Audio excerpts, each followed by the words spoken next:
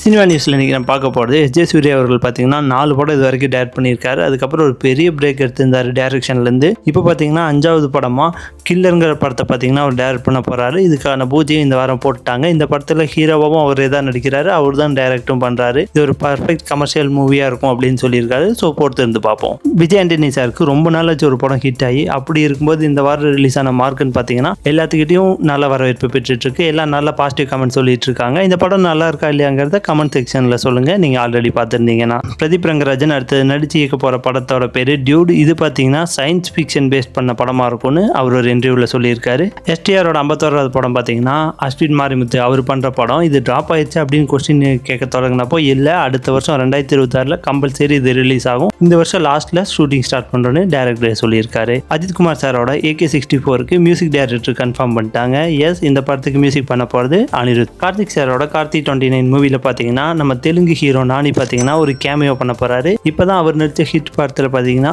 நம்ம கார்த்திக் சார் பார்த்தீங்கன்னா ஒரு கேமியோ பண்ணியிருந்தாரு. ஸோ இதுவும் நிறைய பேர் எதிர்பார்த்துட்டு இருக்க காம்பினேஷன் தான். ஸோ வெயிட் பண்ணி பார்ப்போம் எப்படி வருதுன்னு. இதே மாதிரி டெய்லி சினிமா நியூஸ் எல்லாம் தெரிஞ்சுக்கிறதுக்கு நம்ம 2T TV தமிழ் சேனலை மறக்காமல் சப்ஸ்கிரைப் பண்ணிக்கோங்க. அப்படியே அந்த பெல் ஐக்கனையும் கிளிக் பண்ணிக்கோங்க. தேங்க்யூ.